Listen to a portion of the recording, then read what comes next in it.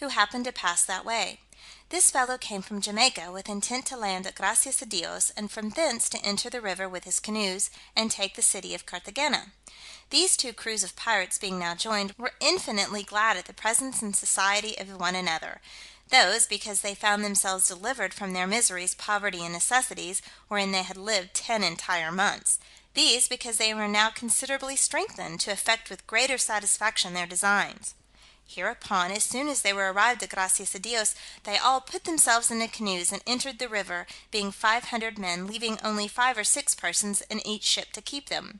They took no provisions, being persuaded they should find everywhere sufficient: but these their hopes were found totally vain, not being grounded on Almighty God: for he ordained it so, that the Indians, aware of their coming, all fled, not leaving in their houses or plantations, which for the most part border on the sides of rivers, any necessary provisions or victuals. Hereby, in a few days after they had quitted their ships, they were reduced to most extreme necessity and hunger: but their hopes of making their fortunes very soon animating them for the present, they contented themselves with a few green herbs, such as they could gather on the banks of the river. Yet all this courage and vigor lasted but a fortnight, when their hearts, as well as bodies, began to fail for hunger, insomuch as they were forced to quit the river, and betake themselves to the woods, seeking out some villages where they might find relief: but all in vain; for having ranged up and down the woods for some days, without finding the least comfort, they were forced to return to the river, where being come, they thought convenient to descend to the sea coast where they had left their ships, not having been able to find what they sought for.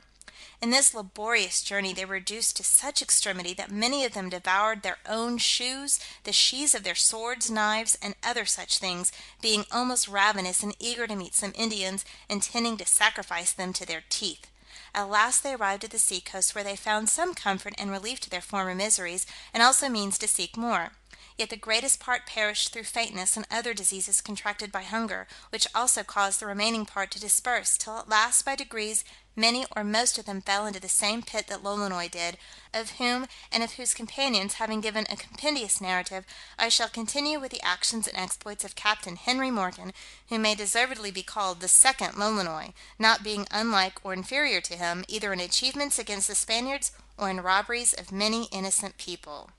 End of Chapter 8, Part 2. Recording by Acacia Wood.